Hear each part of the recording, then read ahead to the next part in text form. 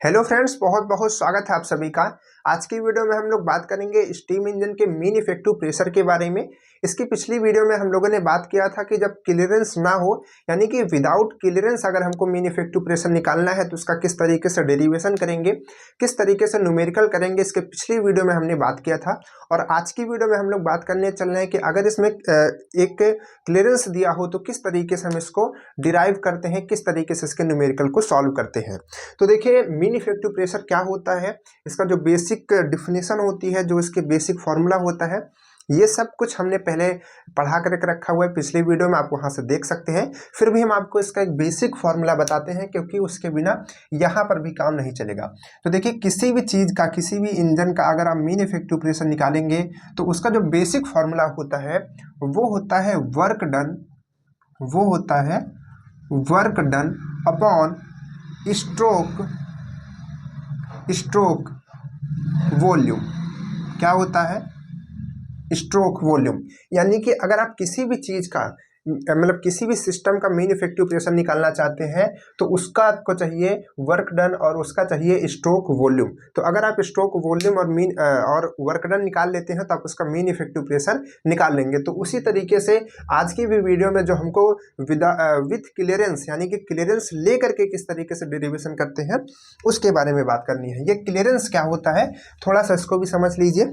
तो देखिए, work done निकालने के लिए, किसी भी सिस्टम का वर्क डन निकालने के लिए हमको चाहिए होता है एक डायग्राम, जिसको हम लोग बोलते हैं इंडिकेटेड डायग्राम। क्या बोलते हैं? Indicated diagram. तो यहाँ पर जो इंडिकेटेड डायग्राम होता है वो प्रेशर और वॉल्यूम का ग्राफ जो होता है उसी को हम लोग कहते हैं इंडिकेटेड डायग्राम। तो यहाँ पर ये समझिए कि जैसे मान लीजिए कि एक सिलेंडर ब्लॉक है, ठीक है, ये सिलेंडर ब्लॉक है। अब इसमें से पिस्टन मूवमेंट करता है। ये मान लीजिए कि आपका पिस्टन है, ठीक है, ये पिस्टन है, ऐसे कनेक्टेड है। पिस्टन ऐसे यहाँ से पीछे से यहाँ तक आता है, फिर यहीं से वापस लौट जाता है। यानी कि इतनी जो जगह छूटी हुई है, इस जगह में पिस्टन नहीं आता है। इस जगह में जो भी हमारा वर्किंग फ्लूइड है, पेट्रोल है, डीजल है या फिर स्टीम है, उसको कंप्रेस किया जाता है, ठीक है। तो इस चीज को हम लोग कहते हैं कि क्लियरेंस छूटा हुआ है, कुछ ना कुछ जगह छूटी हुई है, क्लियरेंस वॉल्यूम कहते हैं इसको। लेकिन अगर पिस्टन यहाँ तक आता है, मतलब कि पिस्टन एकदम लास्ट पॉइंट तक आता है, क्लियरेंस बिल्कुल भी नहीं छूटा होता है यहाँ पर इनको कंप्रेस होने के लिए, एकदम यहाँ तक आता है, तो इसको हम लोग बोलते हैं, अगर यहाँ तक आता है तो इसको हम लोग बोलते हैं विदाउट क्लियरेंस। तो इसका जो डेरिवेशन है ये हमने कर लिया है, और आज की वीडियो में जो डेरिवेशन करेंगे वो करेंगे विथ क्लियरेंस, यानी कि जो यहाँ पर पिस्टन रहता है, ठीक है, तब क्या होता है, ठीक। तो अब इन दोनों के ग्राफ में भी डिफरेंसेस आते हैं। क्या डिफरेंस होता है उसको पहले समझ लीजिए। अगर आपके पास क्लियरेंस का है, यानी कि अगर आपके इंजन में क्लियरेंस है तो उसका जो डायग्राम बनेगा वो इस तरीके से बनता है, ये एकदम लाइन सीधी होती है। अब ये डायग्राम किस तरीके से बनता है, इंडिकेटेड डायग्राम, इसकी भी हमने वीडियो बना करके रखी है, तो आप उसको देख सकते हैं, ठीक है। अलग अलग प्रोसेस होते हैं, सब कुछ हमने समझा के रखा है। जो लोग इसको देखे हुए हैं वही इस चीज़ को समझ पाएंगे अच्छे तरीके से, जो नहीं देखे वो देख करके फिर आइए, ठीक है। इसके बाद होता है यहाँ पर, और इसके बाद इस तरीके से, ठीक। तो इसमें 4 प्रोसेसेस होते हैं, यहाँ से 1 से ये 2, यहाँ से 3 पॉइंट, ये 4 पॉइंट, और ये होता है 5 पॉइंट, ठीक है। ये हमारा कांस्टेंट प्रेशर पे होता है, ये कांस्टेंट वॉल्यूम पर, और ये जो कर्व बनता है यहाँ पर प्रेशर और वॉल्यूम का जो मल्टीप्लाई होता है वो कांस्टेंट होता है, ठीक है।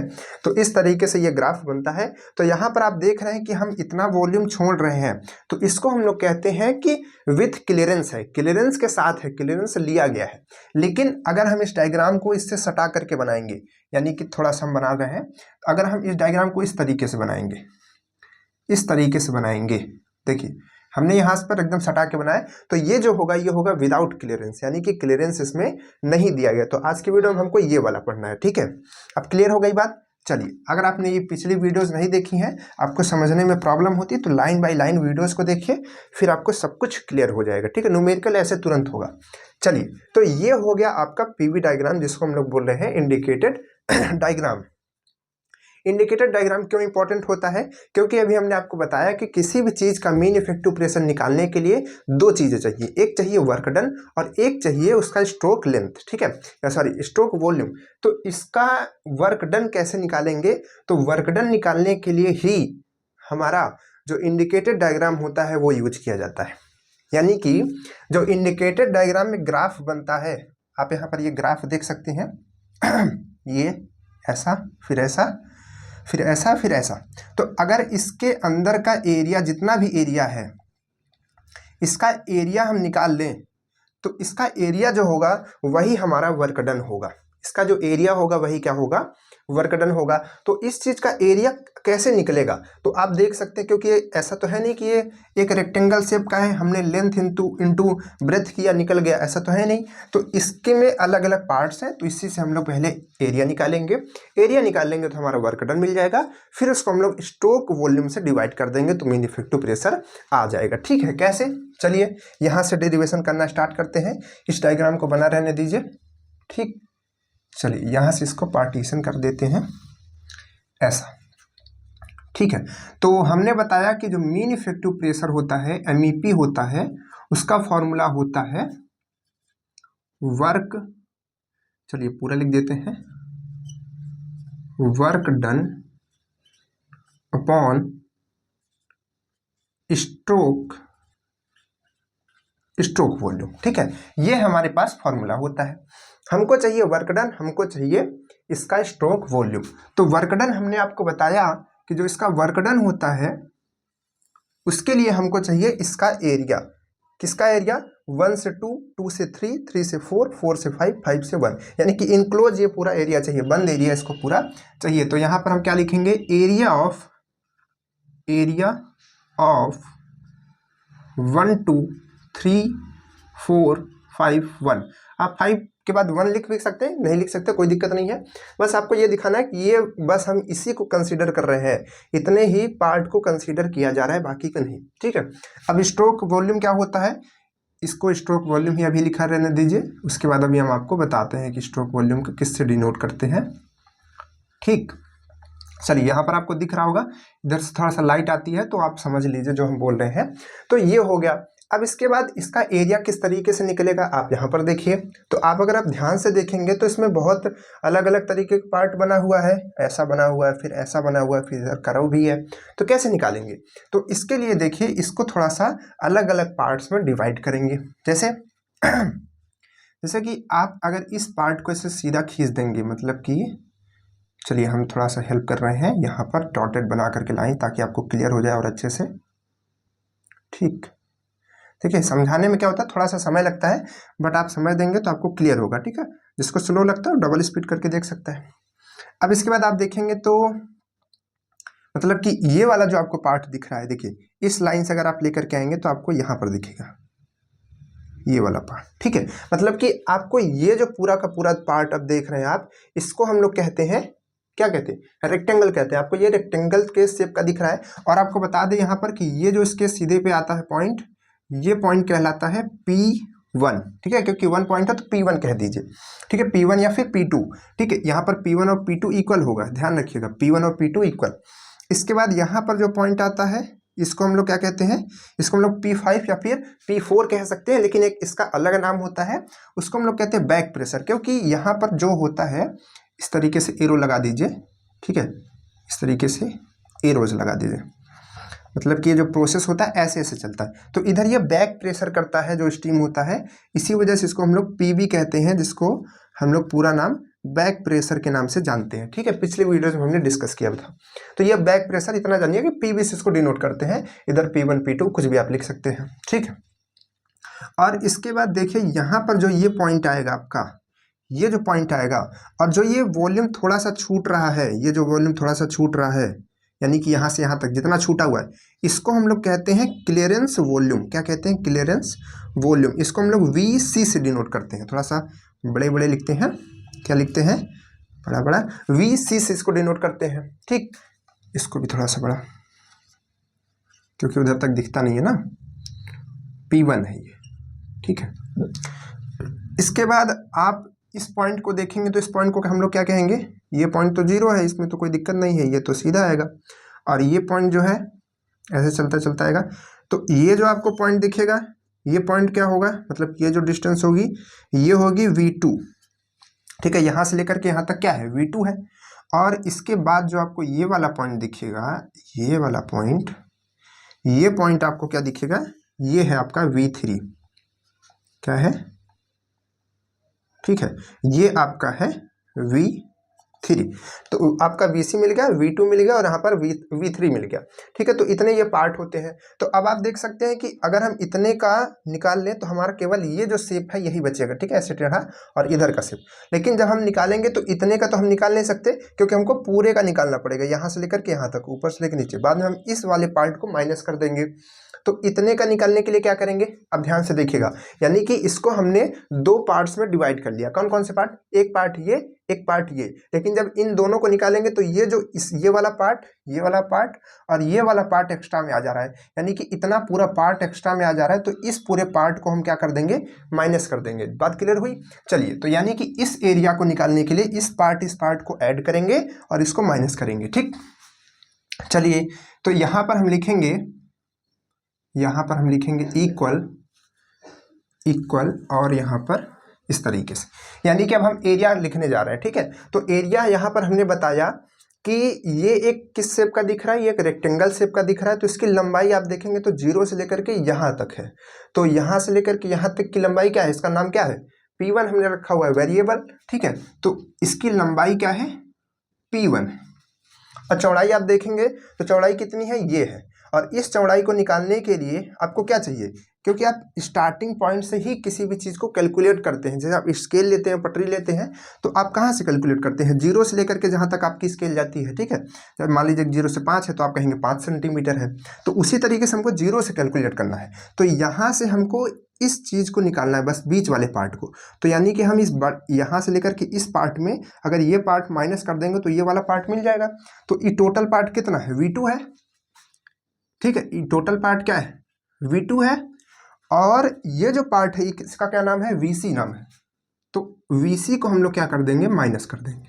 तो यानी कि ये हो गई लंबाई और ये हो गई आपकी चौड़ाई, ठीक है, ये चौड़ाई हो गई, ठीक।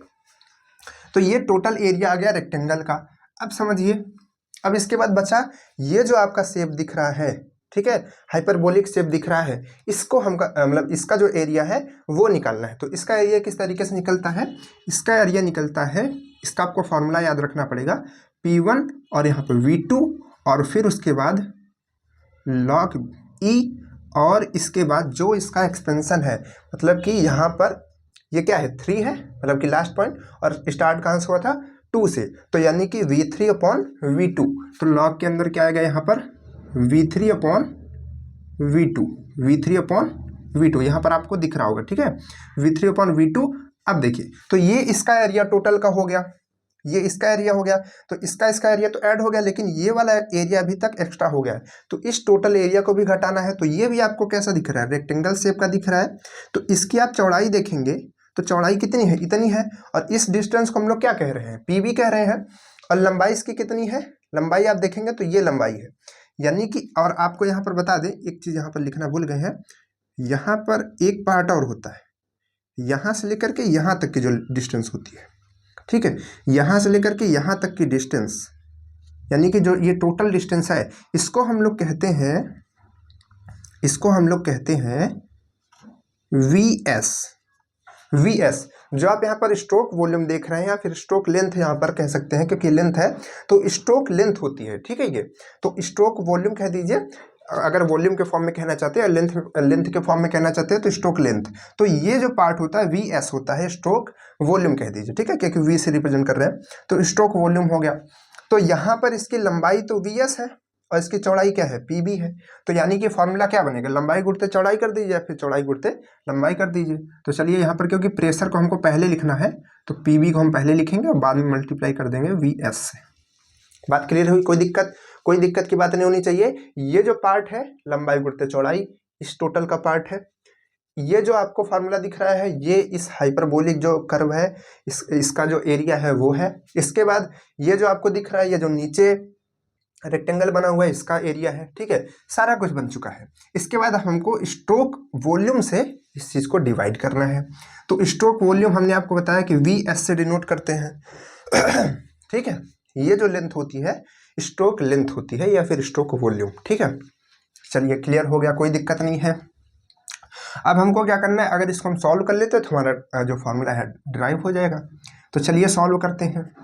तो अब देखिए ये जो आप यहाँ पर देखेंगे तो तीन जो टर्म है, एक टर्म ये, एक ये, एक ये, तो इसको हम तीनों के साथ क्या कर सकते हैं, अलग अलग रख सकते हैं। कैसे?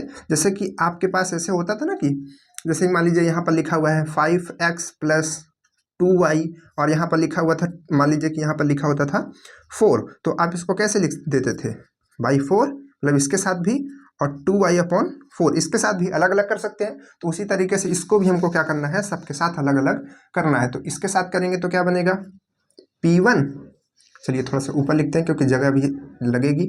तो यहाँ पर आएगा P1, और यहाँ पर ये जो ऊपर में है V2 - VC, और यहाँ पर VS। ठीक है, कोई दिक्कत है? कोई दिक्कत की बात नहीं होनी चाहिए। इसके बाद यहाँ पर आप देखेंगे तो आपको दिखेगा P1, और V के साथ लिख दीजिए इसको, यानी कि V2/VS लिख दीजिए, कोई दिक्कत नहीं है। log E है, इसको लिख दीजिए। इसके बाद ये जो लॉग के अंदर है, इसमें तो कोई है नहीं क्योंकि ये इसी के साथ जाएगा, इसके साथ तो जाएगा नहीं, वो लॉग के अंदर है। ठीक, और एक ही बार तो जाएगा, बार बार थोड़ी ना मल्टीप्लाई होगा।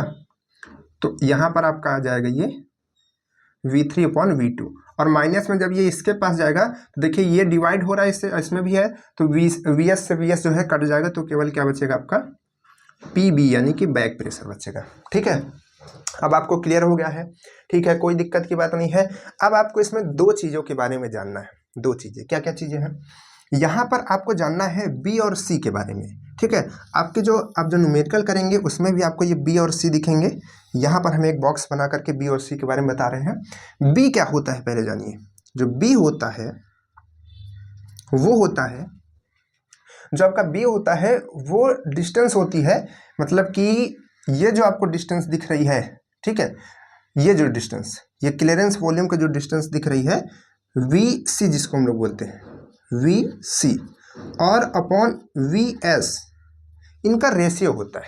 B को हम लोग एक रिप्रेजेंटेशन के थ्रू हम लोग यूज कर रहे हैं VC, और यानी कि VC और VS जहाँ पर होगा उसको हम लोग B लिख सकते हैं। ठीक है, इसको हम लोग B लिख सकते हैं, क्लियरेंस वॉल्यूम इसको रेशियो बोलते हैं। और इसके बाद आता है C, इसके बाद एक आता है C जो होता है ये कट ऑफ के लिए होता है, मतलब कि जितना हमारा स्टीम जब तक अंदर आती है, ये कौन सा प्रोसेस होता है, जब तक स्टीम अंदर आती है, स्टीम का इनिशियल में अंदर आना जो होता है 1 से लेकर के 2 तक होता है। तो यहाँ से लेकर के यहाँ तक जो आता है, तो इसका रेशियो किसके साथ, इसका रेशियो स्ट्रोक वॉल्यूम के साथ जो होता है वो रिप्रेजेंट करता है C को। तो इसका जो डिस्टेंस है उसको निकालने के लिए आपको क्या चाहिए, हमने फिर से बताया कि इस चीज़ को निकालने के लिए आपको चाहिए ये पूरी लेंथ, और उसमें से ये माइनस कर देंगे तो ये बचेगा।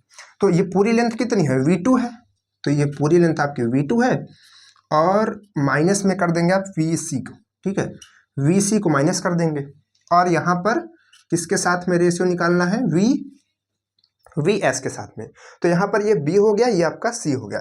तो आप इन दोनों को जरूर याद रखेंगे, क्योंकि आपके न्यूमेरिकल्स भी जो है इसी पे सॉल्व होने वाले हैं। अगर आपको ये याद नहीं रहेगा तो आप न्यूमेरिकल भी सॉल्व नहीं कर पाएंगे। ठीक है, चलिए, यानी कि अब आपको जितना भी इसमें V दिख रहा है, ठीक है, चाहे V2 हो, चाहे VC हो, चाहे VS हो, चाहे V3, जो भी हो, आपको उसको B और C के फॉर्म में चेंज करना है। चलिए करते हैं। और यहाँ पर एक चीज़ और होती है, वो होता है एक्सपेंशन रेशियो। ठीक है, इसमें यूज नहीं करेंगे वैसे, तो उसको छोड़ते हैं। तो अब देखिए इसको हम चेंज करने पे आते हैं। तो आप यहाँ पर देख रहे हैं, तो ये जो आपको फॉर्मूला दिख रहा है, ये तो सीधे सीधे आपको C दिख रहा है। आप देख सकते हैं V2 माइनस, ठीक है, V2 माइनस VC/VS, ये जो आपको दिख रहा है ये सीधे सीधे आपको C दिख रहा है। तो यहाँ पर आप क्या करेंगे, यहाँ पर आप लिखेंगे P1 और इनटू करेंगे C के साथ। ये कैपिटल C नहीं होता है, स्मॉल c होता है। इसके बाद आप प्लस करेंगे। ठीक, इसका काम तो हो गया, अब इसमें कोई चेंजेस नहीं होना है। अब इसमें देखिए, इसमें आप देखेंगे तो ऐसा कोई फॉर्मूला तो नहीं बना हुआ है कि यहाँ पर C है लेकिन यहाँ पर S है, यहाँ पर S तो है लेकिन ऊपर 2 है, तो ऐसे तो हो नहीं पाएगा।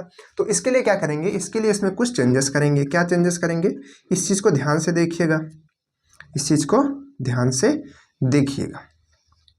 V2 को हम क्या लिख सकते हैं, V2 को हम VC plus V2 minus VC लिख सकते हैं क्या, ध्यान से देखिएगा। V2 को।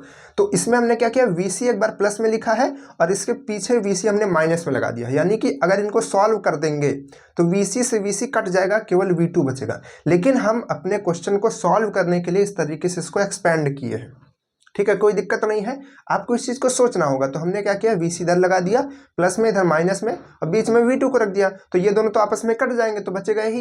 यानी कि वापस अगर आप जाएं, उल्टा भी सोचे तो भी सही आना चाहिए, कैलकुलेशन ठीक होना चाहिए। इसके बाद आप देखेंगे तो अपॉन में क्या है आपके पास, VS, कोई दिक्कत नहीं होनी चाहिए। चलिए, लॉग है तो आप लॉग को लगा दीजिए। अब आप देखेंगे V3, ठीक है, V3 अगर आप देखेंगे ध्यान से तो V3 आपका यहाँ से लेकर के यहाँ तक पार्ट दिख रहा है। तो V3 में दो चीज़ें आपको दिखेंगी, एक आपको दिखेगा VS और एक आपको दिखेगा VC, ठीक है, एक आपको VS और VC, यानी कि VC और VS को अगर आप जोड़ देते हैं, VC और VS को अगर आप जोड़ देते हैं तो आपका जो बन जाएगा V3 बन जाएगा। तो यहाँ पर हम V3 की जगह ऐसा लिख सकते हैं क्या कि VC प्लस VS, ऐसा लिख सकते हैं क्या, यानी कि जो V3 है उसके जगह हम VC प्लस VS लिख दिए। अब V2 की जगह क्या लिख सकते हैं, V2 की जगह तो हमने आपको बताया था ये लिख सकते हैं, तो चलिए लिख दीजिए फिर से वही चीज़, VC plus V2 minus VC, ठीक है। तो एक बार हमने प्लस में लिख दिया, एक बार हमने माइनस में लिख दिया, तो वहाँ से वो कट जाएगा। अब इसके बाद आएगा PB, बैक प्रेस, ठीक है, अगर आपको नहीं उधर दिखाई दे रहा होगा तो सुनाई दे रहा है, PB आप उसको लिख लीजिएगा, ठीक है। इसके बाद क्या करेंगे, इसके बाद इसको थोड़ा सा सॉल्व करेंगे, तो P1 की जगह तो P1 ही रहेगा, C की जगह C आ जाएगा। इसके बाद आप इसको ध्यान से देखिएगा, ठीक है, यहीं पे कन्फ्यूजन होगा और बाकी का जो है वो तो आसान है। तो अब देखिए इसको हम क्या करेंगे, जैसे कि हमने आपको बताया कि ये जो टर्म है इसके साथ भी गया, इसके साथ भी गया, इसके साथ भी गया, सबके साथ गया, तो उसी तरीके से ये भी तो इसके साथ इसके साथ इसके साथ जा सकता है, बिल्कुल जा सकता है। लेकिन यहाँ पर हम क्या करेंगे, इसको पहले इसके साथ ले जाएंगे, तो यहाँ पर बनेगा VC अपॉन VS, और बीच में प्लस है तो प्लस लगाएंगे, लेकिन इन दोनों को एक साथ ही रखेंगे, इन दोनों को हम अलग अलग नहीं करना चाह रहे हैं। क्यों, क्योंकि हम यहाँ पर इस फॉर्मूले को बनाना चाह रहे हैं, तो इस वजह से यहाँ पर हम क्या करेंगे, इन दोनों को साथ रखेंगे, तो यहाँ पर बनेगा V2 माइनस VC और अपॉन में VS। अब आप जब इस तरीके से चीज़ों को करें तो आप इसका उल्टा करके भी देखें, यानी कि इसको आप ऐड करें, देखें क्या इतना आ रहा है कि नहीं आ रहा है। तो अगर आप इसको सॉल्व करेंगे तो यही आएगा, ठीक है, आप सॉल्व करके देख भी सकते हैं। ठीक, उसके बाद आप लॉग लिखिए, लॉग ई लिखिए। अब आप इस चीज़ को ध्यान से देखिएगा, यहाँ पर हम देख रहे हैं कि किसी में V मतलब सब में तो VC है, सब कुछ है, लेकिन अगर हम यहाँ पर VS से डिवाइड कर देंगे तो कुछ ना कुछ फॉर्मूला तो बन जाएगा। तो हम ऊपर और नीचे दोनों में क्या करते हैं, VS यानी कि स्ट्रोक जो वॉल्यूम है उससे डिवाइड कर देते हैं। चलिए कर देते हैं, तो यहाँ पर इसमें जब करेंगे तो यहाँ पर आएगा VC अपॉन VS, और ऊपर में भी डिवाइड कर रहे हैं, ठीक है, तो क्योंकि ऊपर में दो पार्ट हैं तो जब इसमें डिवाइड करेंगे तो इसमें भी हो जाएगा वो, ठीक है, इसमें भी हो गया, और नीचे भी डिवाइड कर रहे हैं, क्योंकि ऊपर और नीचे किसी भी चीज़ में आप डिवाइड कीजिए तो उससे मतलब हमको नहीं फर्क पड़ता है। जैसे कि मान लीजिए कि यहाँ पर 4 और 6 लिखा था, तो हम दोनों का क्या कर दें, 2 से डिवाइड कर दें, ठीक है, ये मेन है, और यहाँ पर 6 को भी 2 से डिवाइड कर दें, कोई डिफरेंस इसमें आएगा, कोई डिफरेंस नहीं आएगा, ये कट जाएगा तो ये 2 आ जाएगा, ये कट जाएगा तो 3 आ जाएगा। तो 2/3 को हम 4/6 भी तो लिख सकते हैं, कोई अंतर हुआ नहीं हुआ, गलत नहीं होगा। तो उसी तरीके से हम क्या कर रहे हैं, जैसे यहाँ पर हमने 2 से डिवाइड किया, उसी तरीके से यहाँ पर हम ऊपर में VS से डिवाइड कर दे रहे हैं, तो इसमें भी हो जाएगा, इसमें भी हो जाएगा। उसी तरीके से नीचे भी करेंगे, नीचे करेंगे तो नीचे किस तरीके से करेंगे, इसमें एक साथ करेंगे, मतलब अकेले करेंगे, और इन दोनों को एक साथ रखेंगे, ठीक है, जैसा कि यहाँ पर हमने किया था। तो वही चीज़ करेंगे, यहाँ पर VC अपॉन VS और बीच में प्लस, इन दोनों को साथ में रखिए, क्यों, ताकि हमारा जो फॉर्मूला है वो बन पाए। यहाँ पर C आ जाएगा और यहाँ पर अपॉन में क्या आएगा, VS आएगा, ठीक है, ये चीज़, और यहाँ पर माइनस में PB लगाइए। बात क्लियर हुई। यहाँ पर आप देख सकते हैं हमने इसमें डिवाइड किया है, इन दोनों में भी डिवाइड किया हुआ है, कोई दिक्कत नहीं होनी चाहिए। इसके बाद यहाँ पर आइए, ध्यान से देखते रहिए, इसके बाद आएगा P1 और यहाँ पर मल्टीप्लाई किससे है, C से, ठीक, प्लस। अब आप इस चीज़ को, ये जो आप देख रहे हैं VC अपॉन VS, इसको आप क्या लिख सकते हैं, B लिख सकते हैं। तो यहाँ पर आप लिख दीजिए कि P1 और यहाँ पर आप लिख दीजिए B और यहाँ पर प्लस है तो प्लस लगाइए। आप इस चीज़ को क्या लिख सकते हैं, सी लिख सकते हैं, तो आप इस चीज़ को सी लिख दीजिए। तो यहाँ पर आपका फॉर्मूला बन गया बी प्लस सी। कोई दिक्कत नहीं, इतना सारा जो भी है सारा कुछ हट गया, हमारा जो फॉर्मूला है साफ सुथरा बन गया। ठीक, अब इसके बाद लॉग को तो लगाएंगे ही, लॉग को तो नहीं भूल सकते। अब इसके बाद आप इस चीज़ को देखिए ध्यान से, इस चीज़ को देखिए, तो यहाँ पर आप देखेंगे तो इसको हम क्या लिख सकते हैं, बी लिख सकते हैं। देखिए बी का फॉर्मूला क्या है, VC अपॉन VS, तो इसको B लिख सकते हैं और ये VS से VS कट जाएगा तो 1 आ जाएगा, यानी कि ऊपर में आएगा हमारा B प्लस 1 और अपॉन में नीचे में क्या आएगा, यहाँ पर भी ये B आएगा और ये C आएगा। ठीक है, जैसे यहाँ पर देखिए ये B और ये C वही चीज़ तो है सेम, तो यहाँ पर आएगा B प्लस C, तो B प्लस C आ जाएगा और माइनस में PB। ठीक है, तो ये जो है आपका फॉर्मूला बन करके आ जाएगा। इसको आप एक स्टेप और कर सकते हैं, लॉग ई को हटा करके नॉर्मल लॉग या फिर log 10 लिख सकते हैं।